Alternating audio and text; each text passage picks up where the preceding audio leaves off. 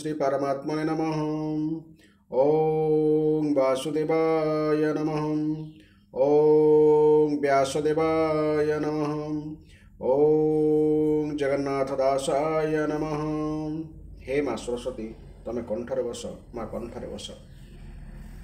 अति बड़ी जगन्नाथ दास रचित श्रीमद् भागवत महापुराणर प्रथम स्कंदर आज आम 10म अध्याय श्रवण करिबा। एही अध्याय रे श्रीकृष्णकर द्वारका आगमन कथा वर्णना करा जायछि। एहार प्रथम भाग रे पद्यांतरी एवं द्वितीय भाग रे ताहार व्याख्या आम श्रवण करिबा एवं एहाकु सुनिबा और चैनल को निश्चय सब्सक्राइब करिबा। चैनल टी यूट्यूब चैनल है शास्त्र ज्ञान 6912। यही यूट्यूब चैनल सब्सक्राइब करूँ। आरंभ करिबा। 10म अध्याय। हस्तिनापुर कार्य सारी द्वारका गमन्ते मुरारी। हस्तिनापुर नारी स्तुति 10म अध्याये करन्ति। शौनक उवाच भोसुत कह कृष्णवाणी संसारो तरी जहा शुणी। पांडुरा जार मृत्यु काले दुष्टे जे राज्य नेले बळे। गोविंद पादे आश्रा करी से हात ताई जने मारी। पंचभ्रा ताए एक मेले प्रजांकु पाली राज्य कले। तेबे की कले पांडुसूते स्वभावे कृष्णर संगते। सूत उवाच पांडव वंश रक्षा करी कुरुव वंशकु नरहरि। क्रोध नले भस्म कले दावाग्नि जह्ने वनस्थले। युधिष्ठिरंकु राज्य मध्ये कृष्णस्था पिले राजपदे। भीष्मक तहु धर्मवाणी जेबाक हिले चक्रपाणी। से वाक्ये शोक मोह छाड़ी प्रजापालने चित्त बढ़ी। आनंद मने धर्म बड़ा प्रजापालने मन देला। कृष्णर तेजे राजा गणे सेवंती युधिष्ठि चरणे। समुद्र अंत जाए मोहि धर्मन दन आज्ञा बही। प्रजावांछन्ते मेघमाल भूमि रे बरसन्ति जल। कामधे नोर प्राय मोहि प्रजा कल्पिते शस्य देई। गोपाल गोष्ठ मध्ये थाई अनेक क्षीर द्यन्ति गाई। नदी बहन्ति पुरी जले समुद्र रहिला निश्चले। पर्वते निज स्थाने स्थिर आवृत लता भन घोर। औषधि गण ऋतु मते फलन्ति प्रजा तोष अर्थे। प्रजांकु आदि व्याधि क्लेश न लागे तापत्रयलेश। धर्मन दन राज्य जेते प्रजाए बंचन्ति निश्चिन्ते। बंधुक शोक शांत करी सुभद्रा प्रिय कामे हरि। हस्तिनापुरे ऋषिकेश भावे बंचिले केते मास। द्वारका गमने उद्योगी युधिष्ठिरंकु आज्ञा मागी। जन जनके करी कोल सुहृद प्रेम वाक्य भोल। रथे बसिले बनमाली तुलेश कल बंधु मिली। कृष्णासु भद्रा कुंती सूते राजाए आसीथिले जेते। गांधारी धृत राष्ट्र मेले जुजुत्सु गौतम तुले। धौम्यस गते भीम मिशी उत्तरा नारी मध्य आसी। कृष्णंकु नमिला अंतरे गर्भर क्षण स्नेह भरे कृष्ण भी रहे मन छन सही न पारी हत ज्ञान। कृष्णा हेउचंती द्रौपदी। ଯାହାର ଯଶ ଗୁଣ କନେ ଶୁଣିବା ମାତ୍ରେ ସାଧୁ ଜନେ ସତ୍ସଙ୍ଗ ନ ପାରନ୍ତି ଛାଡ଼ି ହେଳେ ତ ରନ୍ତି ଭବବାରି ଶ୍ରୀକୃଷ୍ଣ ଭାବେ ଭାବ ବଢ଼ି ସାକ୍ଷାତେ କେ ପାରିବ ଛାଡ଼ି ନିରତେ କରନ୍ତି ଦର୍ଶନ ସ୍ନେହ ନିର୍ଭରେ ଆଲିଙ୍ଗନ। ସ୍ନେହ ନିର୍ଭରେ ହେଲା ସ୍ନେହର ଆଧିକ୍ୟରେ କୃଷ୍ଣଙ୍କୁ କହନ୍ତି ବଚନ ଆବରି ଶୟନ ଭୋଜନ ନ ଦେଖି ତାର ପଦ୍ମମୁଖ କାହିଁଲ ଭିବେ ଆଉ ସୁଖ ଏ ରୂପେ ଚିତ୍ତ ବୃତ୍ତି ଦେଇ ଚକ୍ଷୁପି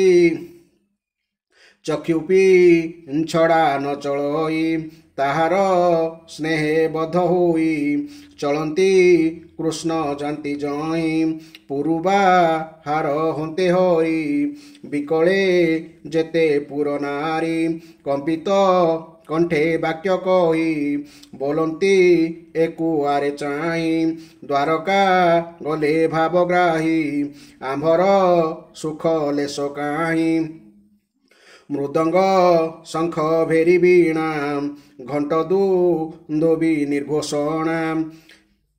ନିର୍ଘୋଷଣା ଅର୍ଥାତ୍ ଗମ୍ଭୀର ଧ୍ୱନି ବା ଶବ୍ଦ ବାଜଇ ନାନା ବାଦ୍ୟ ସ୍ୱର ମଙ୍ଗଳ ନାଦ ମନୋହର ସେ କୁରୁ ରାଜେ ଯେତେ ନାରୀ କୃଷ୍ଣ ବି ଛେଦେ ତନୁଘାରି ଜଗତି ଅଟାଳି ଆରୋହୀ ପୁଷ୍ପ ବିଞ୍ଚନ୍ତି କୃଷ୍ଣ ଚାହିଁ କୃଷ୍ଣର ଶିରେ ଶ୍ଵେତ ଛତ୍ର ରତ୍ନକାଞ୍ଚନେ ସୁଘଟିତ ଅର୍ଜୁନ ଗୋବିନ୍ଦର ପାଶେ ଆନନ୍ଦେ ଘେନି ମନ ତୋଷେ ବାମଦ କ୍ଷୀଣ ପାଶେ ଟେକି ବ୍ୟଜନ ଉଦ୍ଧବ ସାତ୍ୟକୀ ଚାମର ହସ୍ତେ ପୁଣି ବିଞ୍ଚି କୃଷ୍ଣେକ ପୁର ଧୂଳି ସିଞ୍ଚି ଦେବେକୁ ସୁମ ବରସନ୍ତି ମାର୍ଗେ ବି ଜୟ ଯଦୁପତି ବ୍ରାହ୍ମଣେ ମିଳି କୃଷ୍ଣ ପାଶେ ଆଶିଷ ଦେଲେ ମନ ତୋଷେ तो सुख हेउ एहि बाणी ब्राह्मण मुखु जहा शुणी निर्गुणे नहे अनुरूप लीलाब तारे ए आरोप कौरव पुर नारींकर उत्तम श्लोके चित्त जार। उत्तम श्लोकर अर्थ पुण्य कीर्ति संपन्न भगवान। अनन्ये भासन्ति जे गिर से सर्व स्मृति मनोहर अनन्ये भासन्ति जे गिर से सर्व श्रुति मनोहर कृष्णक शौर्य तेज देखी के नारी कहे शुण सखी एहरि पुरुष पुराण आत्मा को आत्मा रे निर्माण करिस कल देहे बसे रही एक अवशेषे गुणत्री तये ए जगत माया रे करे आतजात आत्मा रे आत्मा भाव बहे सकल शक्ति घेनी रहे जेसने सर्वशक्ति लई दिवस अंते प्राणी सोई पुणी उठई रात्रि अंते विषय ध्यान करे चिते तेने हार बीर्ज बले प्रकृति प्रसर शयले जार नाही नाम रूप अनादि निर्गुण निर्लेप जीवर संगे भोग करी बिहरे नाम रूप धरी जगत संचार एमते विधान करे वेदमते जार पाद आश्रय करी जित इंद्रिय ब्रह्मचारी निर्मल आत्मारे निश्चले देखती भक्ति जोग बले ताहांक हृदय प्रकाशई सकल कलुष नाशई जार महिमा मुनिगणे आगम निगम प्रमाणे एकुआ रेक कथा कही बंचंती जार पाद ध्यायी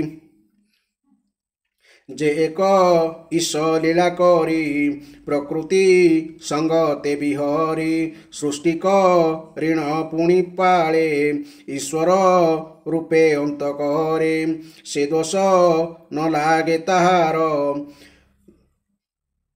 नलिनी दले जेने नीर सेहिए आंभ दृष्टिपते देख गो सखी अछि रथे दुष्टक्षत्रिये जेते बेले अधर्मे ग्रासंती शयले एहरि सत्व गुण धरी नाना शरीरे अवतरी जस भी स्तारी दया संगे सुखे भी हरे जुगे जुगे जादव कूल ए संसारे भाग्य के करिब गोचरे पुरुष उत्तम श्रीपति जेणु जा दबे उत्तपति जारनी बास मधुबन तेणु स्व भावे पुण्यतम रजनी अन्ते नरलोके नाम धरन्ति पुण्य श्लोके एजे द्वारका त्रिअक्षर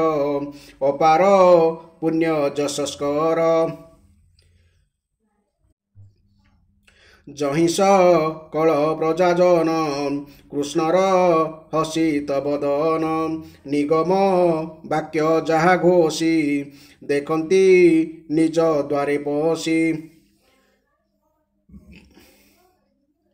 कृष्णर जेते पत्नीगण सेत स्व भावे भाग्यवान जमनी अम व्रत स्नान यज्ञत पश्या महादान संकल्प करी जन्मांतरे ताहाकू लभिछन्ति बरे जहांक अधर अमृत पानरे गोपीए मोहित नित्य पीवन्ति सुख भरे के भाग्यवंत तांक तुले रुक्मिणी स्वयंवर काले सभार मध्ये नृपमेळे कृष्ण भी सये जेते बादी क्षत्रिय शिशुपाल आदि ताहांक दर्प नाश करी कन्या हरिले नरहरि नारका सुर बध करी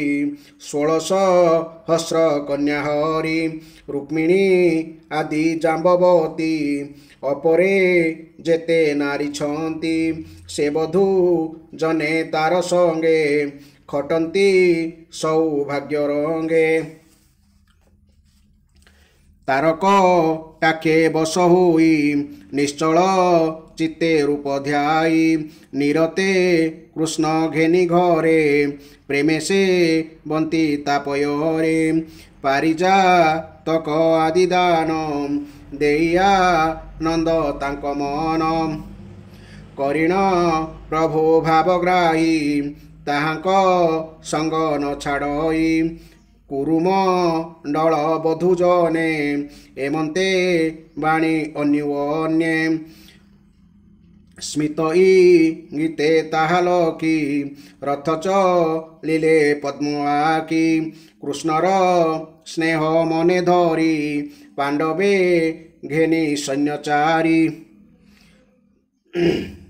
चारि सैन्य अर्थ हस्ती रथ अश्व और पदाधिक युक्त चतुरंगिणी सेना को सैन्य चारी बोली कहुई शत्रुंक भय चित्ते चिंती कृष्ण को आवरी चलती केते हैं दूरे भावग्राही पांडव मानंकु रुहाई उद्धव आदि प्रिय संगे चलिले निज पुर मार्गे कुरुजांगल देश जिणी पांचाल देश सुरसेनी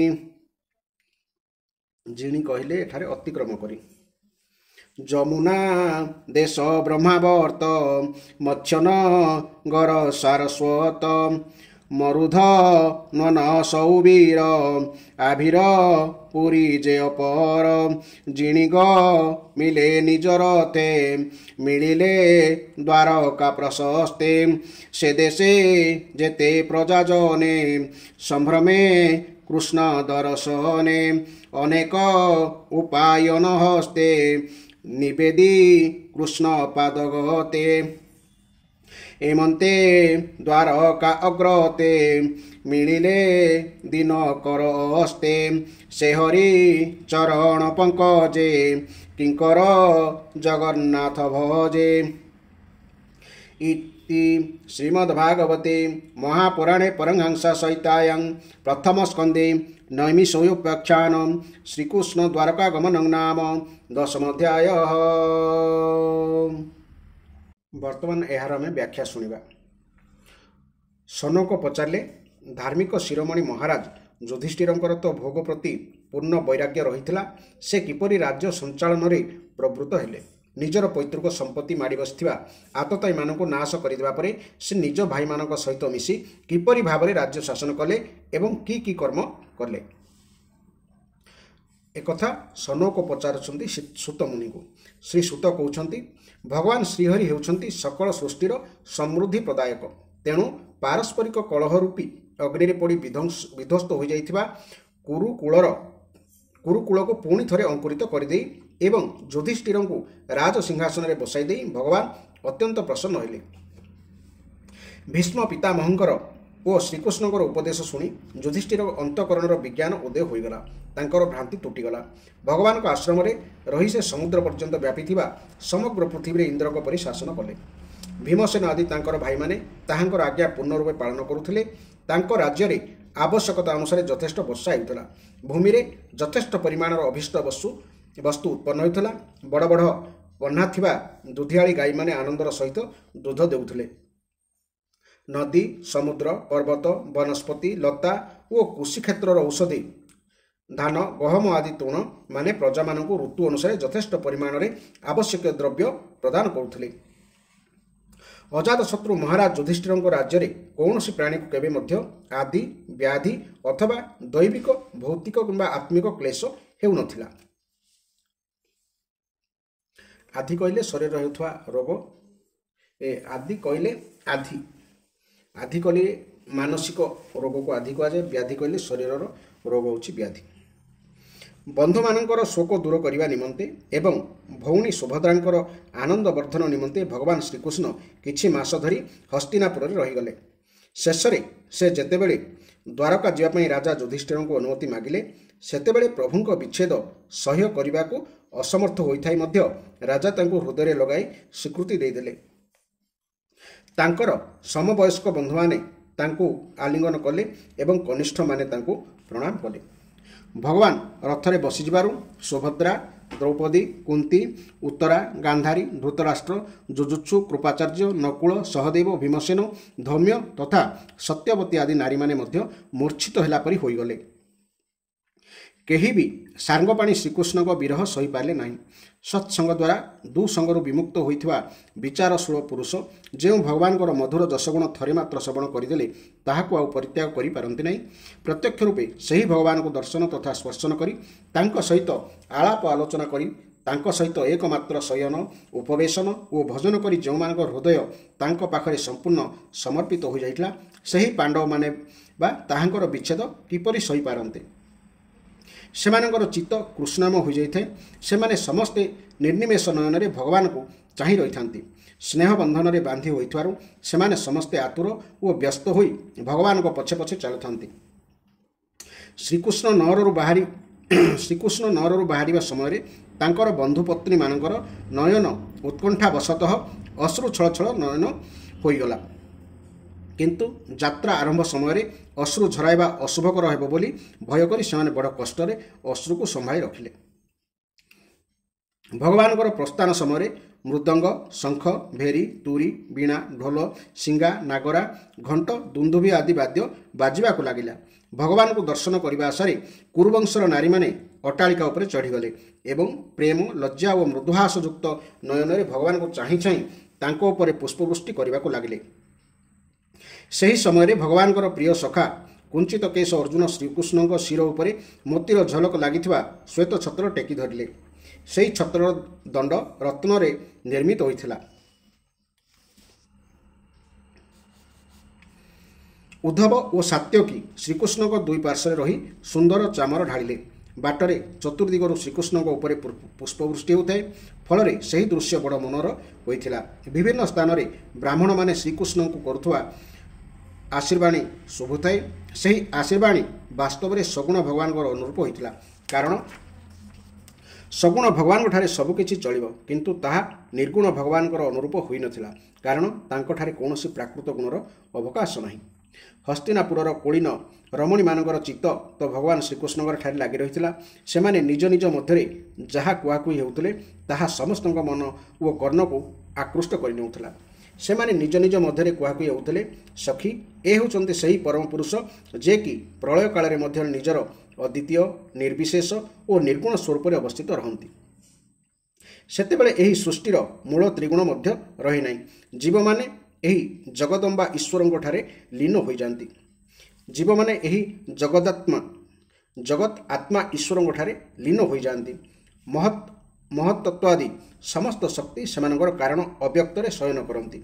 एही निजर कालरूपी शक्ति को प्रेरित करी निजर ही अंशभूत जीव मानकु एवं सेमानकु मोहित करुथुवा माया को प्रकट करती तथा जार कौनसी नाम रूप नहीं ताकू नामरूप दे सृष्टि निर्माण करुथुवा प्रकृति को स्वयं अनुसरण करती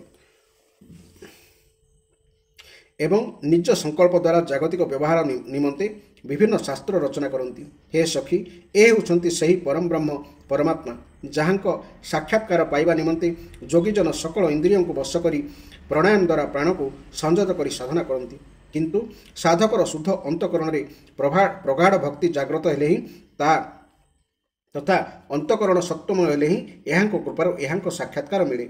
हे सखी व्यास आदि ऋषि माने एही पुराण पुरुष पुरुषोत्तम लीला कथा ही वेद तथा अन्यान्य गोपनीय शास्त्र मानक गान करिसेंती। एही होचंती सही अद्वितीय ईश्वर जे कि लीलाछल रे ही जगतर सृष्टि पालन और संहार करती। किंतु सबु करी मध्य ए कौनसी थिरे आसक्त नुहंती। जेतेबेले तामस बुद्धिर राजा माने अधर्म मार्गरे जीवन यापन करती सेतेबेले एही श्रीकृष्ण ही सत्वगुण ग्रहण करी ऐश्वर्य सत्य ऋत दया और जस प्रकटन पूर्वक जगतर मंगल निमंते जुगे जुगे अवतार धारण करती। आहा जदुवंश हेउछि सतरे धन्य। लक्ष्मीपति पुरुषोत्तम श्रीकृष्ण से वंशरे जन्म ग्रहण करी ताहाकु सम्मानित करछंती। पवित्र मधुवन बा ब्रजमंडल मध्य अत्यंत धन्य। कारण एही श्रीकृष्ण आपणा शैशव और कैशोर अवस्था नाची खेली ताहाकु सुशोभित कर दैछंती। बड़ आनंदर कथा जे कुशस्थली द्वारका स्वर्गर जश को मध्य परास्त करदे पृथ्वीर पवित्र जश बढ़ाई देछि। सेपरि बा न करंता किपरि सेठाकर प्रजा माने परा तांकर स्वामी श्रीकृष्ण को अनुग्रहपूर्ण स्मिता अवलोकन को प्रत्यह दर्शन करी आनंद पाउछंती। सखी ये जो स्त्री मानकर पाणी ग्रहण करिसेंती सेमाने माने पूर्वजन्म रे निश्चय व्रत स्नान होम आदि द्वारा परमात्मा आराधना करिथिबे। कारण जे अधर सुधा को स्मरण करने मात्रे ब्रजबाला माने आनंद रे मूर्छित हो जाउतले एहांकर पत्नी माने परा सही अधर सुधा बारंबार पान करुछंती। एही श्रीकृष्ण रुक्मिणी स्वयंवर रे शिशुपाल आदि गर्भी राजमानकर मानमर्दन करथिले। एहांकर रुक्मिणी आदि अष्ट पाटराणी अछंती। प्रद्युम्न सांब आंब आदि वीर माने हेउछंती सेमानकर पुओ। पुणी भौमासुर को मारी संगरे नहीं आसीथिबा हजार हजार पत्नी मध्य एहांकर अछंती। सतरे सही राणी माने धन्य। कारण जो नारी जन्म रे पवित्रता और स्वतंत्रता नहीं सेमाने सेभली नारी जन्म को पवित्र उज्जवल कर दैछंती। जो मानकर स्वामी होउछंती साक्षात कमल नयन श्रीकृष्ण सेमानकर महिमा किए बा वर्णना करि पारिबो।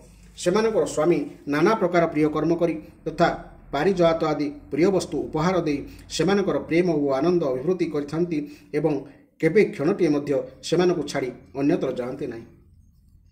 हस्तिनापुरर कुलंगना माने एपरी कथोपकथन करुवा बेले भगवान श्रीकृष्ण मंद मंद हसी प्रेमपूर्ण नयन से अभिनंदन जनाई सेठारु विदाय नेले। बाटरे काले कौन शत्रु आक्रमण करदेव स्नेह आधिक्य हेतु अजात शत्रु युधिष्ठिर मन में एपरी आशंका जात होता से मधुसूदन श्रीकृष्ण संगे निजर चतुरंगिणी सेना पठाईदेले। गभीर प्रेम हेतु कुरुवंशी पांडव माने भगवान संगे बहु दूर पर्यंत बलि देवाकू चलीगले। सेठारे सेमाने तो भावी विरह व्याकुल हो जाते। भगवान श्रीकृष्ण सेमानकु बहुत बुझाई सुझाई विदाय देले एवं निजे सात्यकी उद्धव आदि प्रेमी मित्र मान सहित द्वारका यात्रा कले।